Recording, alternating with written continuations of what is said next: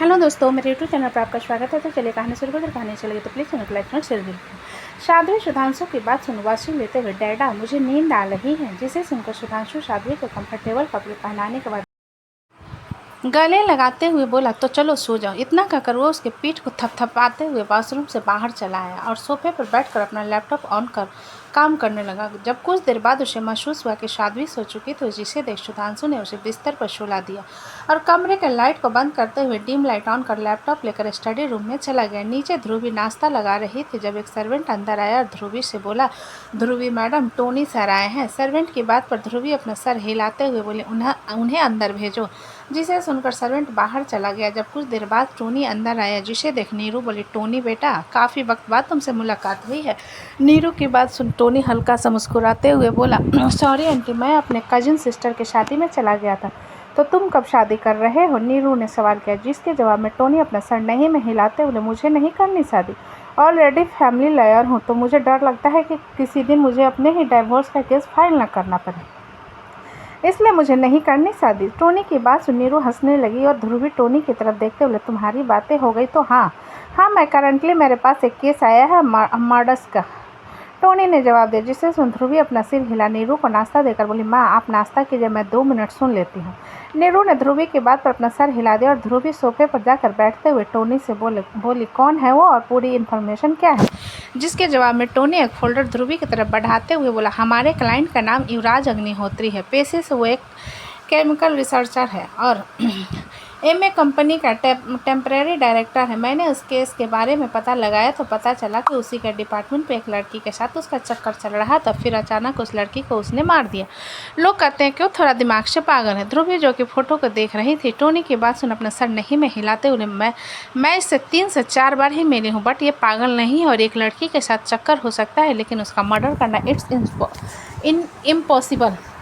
ध्रुवी की बात सुन टोनी उसकी तरफ देखते हुए, अगर आप इस युवराज को जानती हो तो मुझे लगता है कि आपको एक बार इससे बात करनी चाहिए, शायद ही आपको सब कुछ बता दें। ध्रुवी टोनी की बात सुन अपना सर हिलाते हुए, ये कैसे हम लड़ेंगे? इसकी सुनवाई कब है और युवराज कहाँ है? सारे सबूत और गवाह युवराज के खिलाफ थे, इसलिए उसे पुलिस कस्टडी में रखा गया है और उसकी अगली सुनवाई 5 दिन बाद है। आपसे पहले 4 वॉर वकील उसने हायर कर लिए थे, लेकिन बात नहीं बनी, टोनी ने जवाब दिया। जिसे सुनकर ध्रुवी ने अपना सर हिला दिया और सोफे से उठते हुए बोली, ऑफिस में बात करेंगे, लेकिन फिलहाल उस युवराज से मिलने का बंदोबस्त करो और नाश्ता करते हुए जाना, मैं सिद्ध को बुलाकर लाती हूँ। इतना कहकर ध्रुवी वहाँ से उठकर स्टडी रूम की तरफ चली गई, क्योंकि उसने सुधांशु को जाते हुए देखा था। जिसे जाता हुआ देख टोनी ने गहरी सांस भरा और फाइल को पकड़ते हुए नीरू से इजाज़त लेकर चुपचाप वहाँ से चला गया। इधर ध्रुवी स्टडी रूम में आई तो देखा सुधांशु अपने दांत से नाखून को चबाते हुए एक हाथ से काम कर रहा था।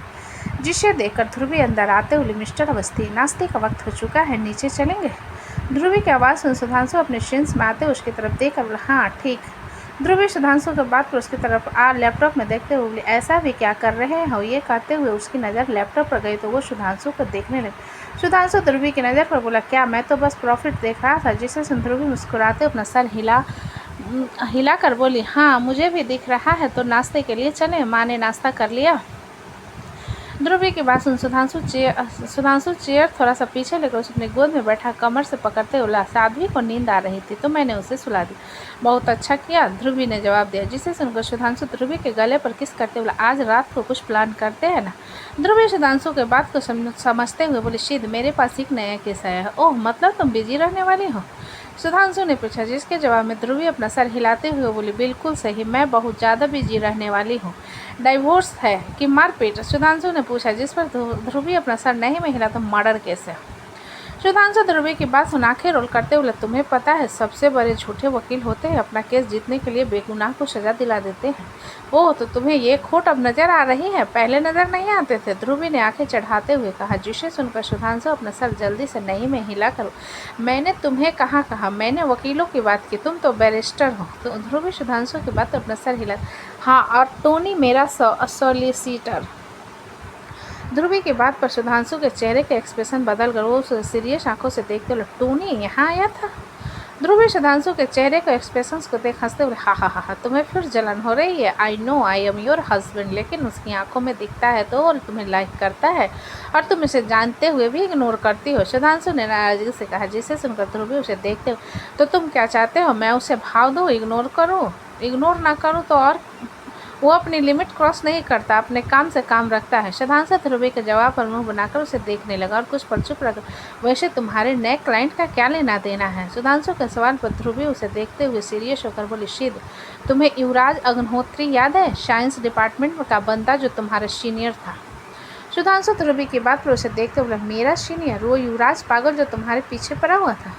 सुधांशु की बात पर ध्रुवी से घूर कर बोली, तुम्हारे लिए तो सारी दुनिया भर के लड़के मेरे ही पीछे पड़े हैं, कुछ भी कहते रहते हो, ये सब छोड़ो। उसके ऊपर मर्डर का चार्ज लगा है और बस उसी का केस मुझे सॉल्व करना है। मुझे लगता है कि काफ़ी दिमाग चलाना पड़ेगा and I can say with currently that my wife can do it. Sudhanshu ने फुल कॉन्फिडेंस के साथ कहा, जिसे सुनकर ध्रुवी सुधांशु के होठों पर किस करते हुए, मेरा प्यारा पति, अब बड़ाई करना बंद करो और चलो नाश्ते के लिए। इतना कहकर ध्रुवी सुधांशु के गोद से उठ गई और उसके लैपटॉप को बंद करते हुए बाहर की तरफ चली और सुधांशु उसके पीछे पीछे चला आया। इधर इन्फिनिटी मॉल। दोपहर का वक्त जिस पर आरोही जल्दी से बोली, तो हो तो उनके पास कॉन्फिडेंस पहले का, तो क्या तुम्हारे पास नहीं है कॉन्फिडेंस पहनने का? रियो ने पूछा, जिसके जवाब में आरोही मुंह बनाते हुए, पहले तो ऐसे डिमांड नहीं थे, अब क्यों? क्योंकि मैं चाहता हूँ कि शाम को विप्लो के रिसेप्शन पार्टी में तुम और मैं कपल की तरह दिखें। मुझे पता है वेस्टर्न क्लॉथ में भी दिख सकते हैं, लेकिन इंडियन क्लॉथ की बात ही अलग होती है, रियो ने जवाब दिया, जिसे सुनकर आरोही से घूरते बोले, किस साड़ी को चूज़ कर रहे हो? मुझे पहनना आएगा तो पहनूंगी, वरना नहीं पहनूंगी। Never mind and thank you for living me. अगर तुम मुझे नहीं छोड़ते तो रूही जैसी लड़की मुझे नहीं मिलती। रियो ने रचित की बात को बीच में काट कर कहा, जिसे सुनकर रचित का चेहरा एम्बारसमेंट से भर गया और वो थोड़ा हिचकिचाते हुए बोला, अगर तुम्हारे पास टाइम हो तो क्या? सॉरी, मेरे पास टाइम नहीं है, मेरी गर्लफ्रेंड ऊपर मेरा वेट कर रही है, शॉपिंग पर आए हैं ना हम दोनों, हमारी शादी की बात चल रही है। रियो ने रचित की बात को बीच में काट कर कहा। ये सुनकर रचित मुस्कुराते हुए अपना सर हिलाकर बोला, मैं बहुत खुश हूँ तुम्हारे लिए और उम्मीद करूंगा कि तुम हमेशा खुश रहो अपने पार्टनर के साथ। रचित अभी कह रहा था जब एक लड़का आकर उसे कंधे पर हाथ रखते हुए बोला, तुम यहाँ क्या कर रहे हो? रचित उस लड़के की बात सुन उसे रियो की तरफ इशारा करते हुए बोला, रियो से मिलो स्नेह, हम दोनों टीममेट थे ना, लेकिन काफ़ी सालों से कनेक्शन टूट गया था, आज अचानक मिले तो बात कर रहे थे। स्नेह रचित की बात सुन अपना हाथ रियो की तरफ बढ़ाकर बोला, हेलो, मैं रचित का बॉयफ्रेंड हूँ। जिसे सुनकर रियो अपना सर हिलाते हुए बोला, हेलो और बाय, मेरी गर्लफ्रेंड मेरा वेट कर रही है। इतना कहकर रियो बिना स्नेह से हाथ मिले ऊपर की तरफ चला गया, जिसके जाने के बाद रियो जब अपने हाथ में चिप्स और लीची जूस के साथ स्प्राइट लेकर पीछे पलटा तो एक लड़के से टकरा गया, जिस कारण उसके हाथ से चिप्स नीचे गिर गए तो रियो उसे सॉरी कहते उठाने। तब उस लड़के ने रियो से कहा, रियो। जिसे सुन रियो चिप्स का पैकेट उठाते हुए उठकर खड़ा हो उस लड़के को देखने लगा, जो कोई और नहीं रचित था, उसका एक्स बॉयफ्रेंड। जिसे देख रचित के होठों पर तिरछी मुस्कान आ गए और वो अजीब से टोन में बोला, व्हाट ए कॉन्सिडेंस, मैं अपनी गर्लफ्रेंड के साथ यहाँ आया और तुमसे मुलाकात हो गई। रियो की बात पर रचित थोड़ा सा ऑकवर्ड होते हुए बोला, सॉरी रियो, जो कुछ भी। आरोही की बात पर रियो जल्दी से अपने पसंद के 2-3 साड़ी लाकर आरोही के हाथ पर रखते हुए बोला, सभी ले लो, सभी मेरे फेवरेट कलर है। जिन्हें देखते हुए आरोही ने एक आह भरी और रियो को देखते हुए बोली, फाइन, अब कुछ अलग कपड़े भी लेने दोगे? रियो आरोही की बात पर अपना सर हिला दिया, फिर जाकर चुपचाप कुर्सी पर बैठ गया और आरोही अपने लिए कपड़े देखने लगी। जब रियो आरोही के पास आकर बोला, रूही, मैं हमारे लिए ड्रिंक लेकर आता हूँ। जिसे सुनकर आरोही ने अपना सर हिला दिया तो रियो स्नैक काउंटर की तरफ चला गया। रियो आरोही को लेकर ऑफ शॉपिंग पर आया हुआ था और बार बार उसके सारे कपड़ों को रिजेक्ट कर रहा था, जिस कारण आरोही अपना एक खूबसूरत सा रेड फ्रॉक रियो के मुंह पर फेंकते हुए बोली, तुम ही जाकर पहनो, अगर मैंने इसे पहना तो क्या तुम साड़ी पहनोगी? रियो ने सवाल किया। आरोही रियो की बात पर अपना सर नहीं में हिलाकर बोली, मुझसे नहीं पहना जाएगा, मैं मर जाऊंगी और अगर छूट गया तो? रियो आरोही की बात पर उसे घूरते हुए बोला, और सारी दुनिया की लड़कियां पहनती है तो क्या उन सब लोगों की साड़ी छूट जाती है? स्नेह रचित की तरफ देखते हुए बोला, तुम्हारा दोस्त कितना रूड है। रचित स्नेह की बात पर अपना सर हिलाते हुए बोला, हाँ मुझे पता है, मुझे भी कभी कभी डर लगता था, उससे बहुत गुस्से वाला है। रचित की बात सुन स्नेह उसे देखते हुए बोला, तुम सच में फ्रेंड ही थे ना। स्नेह की बात पर रचित उसे देखने लगा तो स्नेह मुस्कुराते हुए बोला, जस्ट किडिंग, चलो मूवी के लिए चलते हैं वरना देरी भी हो जाएगी। इतना कहकर स्नेह रचित को लेकर थिएटर की तरफ चला गया। इधर रियो का चेहरा गुस्से में फूल चुका था। ऐसा नहीं था कि उसे फर्क पड़ रहा था रचित और स्नेह से, लेकिन रचित को देखकर उसका दिमाग खराब हो गया था। लेकिन वह जब चेंजिंग रूम के पास आया तो देखा आरोही एक बहुत ही खूबसूरत ब्लैक कलर का ए-लाइन वन पीस पहने खड़ी हुई थी, जो कि उसके गोरे रंग पर बहुत ही खूबसूरत लग रहा। आरोही खुद को मिरर में देख रही थी, जिस पर पीछे से रियो आकर बोला, परफेक्ट लग रहा है। जिसे सुनकर आरोही रियो की तरफ देख अपना सिर हिला दिया और थोड़ा सा घुमाते हुए बोली, टाइट है, कोई बात नहीं, बड़ा साइज ले लो। रियो ने जवाब दिया, जिस पर आरोही वहाँ पर खड़े अटेंडेंट की तरफ देखकर बोली, एक्सक्यूज़ मी, क्या इस ड्रेस में कोई बड़ी साइज है? जिस पर अटेंडेंट अपना सर नहीं में हिलाते हुए बोले, आई एम सॉरी मैम, ये वन पीस था, इससे बड़े साइज भी की ड्रेस बिक चुकी है। जिसे सुनकर आरोही थोड़ी सी हताश होकर बोली, ठीक है। जिसे देख रियो उसके कंधे को थपथपाते हुए बोला, कोई भी दूसरा ले लो। आरोही रियो की बात अपना सर नहीं में हिलाते हुए बोली, मुझे यही अच्छा लग रहा था और मुझे जल्दी से कोई चीज़ अच्छा नहीं लगता, इसलिए मैं नहीं लूँगी। इतना कहकर आरोही चेंजिंग रूम के अंदर चली गई और कुछ देर बाद आरोही कपड़े चेंज करके आई और अपने शॉपिंग किए सामान को लेकर वो लोग वहाँ से निकल गए। सारंग विला में धैर्य की बात सुन विराट मुंह बनाते हुए बोला, first of all I had no interest in coming to this boring reception, और दूसरा लगता है आप मेरे जख्म पर नमक छिड़कने के लिए लाए हो, उस अदिति को दिखाने के लिए। विराट की बात पर धैर्य उसे आंखें दिखा तो, विराट, यहाँ मेरी बहन आई है शादी करके, इसलिए तुम ज़रा तमीज़ से रहो और कोई भी तमाशा क्रिएट करने के बारे में बिल्कुल मत सोचो, वरना मुझसे बुरा कोई नहीं होगा। तुमसे बुरे हम हो सकते हैं अगर इसने कोई भी तमाशा करने की कोशिश की तो, विप्लव ने विकल्प के साथ आते हुए कहा। जिसे सुनकर विराट कुर्सी से खड़ा हो विप्लव के सामने आकर बोला, वैसे रहेगा तो बच्चा ही शादी कर लेने से बाप नहीं बन जाएगा। यह सारंग विला में लाइटिंग से चमक रही थी। गार्डन में एक बड़ा सा स्टेज बना हुआ था और काफ़ी सारे मेहमान आए हुए थे, फैमिली फ्रेंड भी आए हुए। धैर्य विराट को अपने साथ लेकर आया था, जो कि आने के लिए बिल्कुल राजी नहीं था। विराट ड्रिंक के लिए ड्रिंक काउंटर पर बैठा हुआ था जब उसकी नज़र अदिति पर चली गई, जिसे एक नज़र देखने के बाद विराट इग्नोर करते हुए फिर से वाइन पीने लगा। विराट की बात पर विप्लव गुस्से से उसे घूरने लगा तो धैर्य विप्लव को शांत करते हुए बोला, विप्लव, अपने रिसेप्शन पर ध्यान दो। धैर्य की बात पर विप्लव विराट की तरफ इशारा करते हुए बोला, इस जंगल बुक के तबाकी को यहाँ लेकर क्यों आए हो? विराट विप्लव की बात पर अपने दांत पीसते हुए बोला, अबे वगीरा, अगर मुझे निकनेम देने की कोशिश की ना तो रिसेप्शन में तेरा एक आंख सुझा हुआ नजर आएगा। विराट की बात पर विप्लव अपना सर हिलाते हुए, लेकिन ये तबाकी नाम तुझे सूट करता है? एज में बड़े होने से कुछ नहीं होता, दिमाग तो घुटने में है ना। विप्लव की बात पर विराट धैर्य की तरफ देखते हुए गुस्से से बोला, मैं जा रहा हूँ यहाँ से। ये कहते हुए विराट जाने को हुआ जब उसकी नज़र सीधा अथर्व पर चली गई, जिसे देख रुक गया तो विप्लव विराट को उकसाते हुए बोला, जाओ जाओ, दरवाज़ा खुला है। विराट विप्लव की बात पर उसे घूरने के बाद धैर्य से बोला, आप दूसरी शादी करोगे कि नहीं? विराट के अचानक सवाल को सुने धैर्य हैरान होते हुए बोला, तेरा दिमाग खराब है क्या ब्रो? यार, किसको बेवकूफ़ बना रहे हो खुद को या सबको? आपकी बंदी ने किसी और से शादी कर ली है तो आपको नहीं लगता कि आपको अपनी ज़िंदगी में मूव ऑन करना चाहिए? विराट ने गुस्से में कहा। धैर्य, जो कि कुछ गेस्ट से बातें कर रहा था, विराट को पीता हुआ देख उसके पास आकर उसके हाथ को पकड़ कर बोला, तुम्हें चढ़ जाती है, इसलिए कोई ज़रूरत नहीं है। यहाँ अथर्व, जो कि उन लोगों के पास आ रहा था, विराट की बात सुनकर बोला, बिल्कुल सही, अपने भाई को समझाओ आगे बढ़ जाए, क्योंकि गीता कभी वापस नहीं आएगी। अथर्व की बात सुन विराट उसे घूरने लगा तो अथर्व विराट के गाल को थपथपाते हुए, प्यारे बच्चे बड़ों की आंखों से आंखें मिलाकर बात नहीं करते, बड़ों को गुस्सा आ जाता है और वो छोटों को थप्पड़ मार देते हैं। विराट अथर्व को देखकर भड़क उठा था और उसने गुस्से में अथर्व को घूरा। तब अथर्व उसके गाल को थपथपाते हुए, बच्चे बड़ों से आंखों में आंखें मिलाकर बात नहीं करते, वरना हाथ उठ जाया करते हैं। जिसे सुन विराट अथर्व के हाथ को अपने गाल को झटकते हुए बोला, डोंट टच मी। और क्या कहा? बड़ों से आंखों में आंख मिलाकर बात नहीं करते, उन्हें गुस्सा नहीं आता, उनकी कॉल्ड द फकिंग।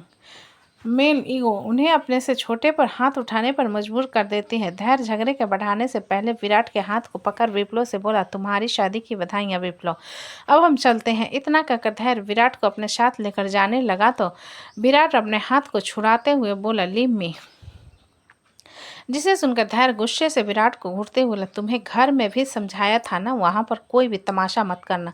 चाचू ने कहा है तुम्हें बिजनेस सीखने के लिए, इसलिए तुम्हें इस पार्टी में लेकर आया था। विराट धैर्य के बात पर बोला, और मैं तो मोटिव बना रहा कर आया था कि चाहे कुछ भी हो जाए, राजन फैमिली अगर मेरी नज़र में आ गई तो मैं उन्हें बेइज्जत करके रहूंगा।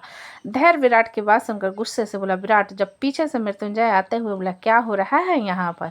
मृत्युंजय की आवाज़ सुन विराट ने सिर घुमा कर देखा तो मृत्युंजय, शोभित और अमृत चले आ रहे थे, जिन्हें देखकर विराट खुद से बोला, गिरगिट कहीं का। जिसकी लिपसिंग को देखते हुए मृत्युंजय आंखें छोटी करके बोला, तुम यहाँ तमाशा कर रहे हो। मैं यहाँ कोई तमाशा नहीं कर रहा, मैं बस अपने सवालों के जवाब ढूंढ रहा हूँ, विराट ने जवाब दिया। जिसे सुनकर मृत्युंजय अपनी आंखें चढ़ाते हुए बोला, किन सवालों के जवाब ढूंढ रहे हो तुम।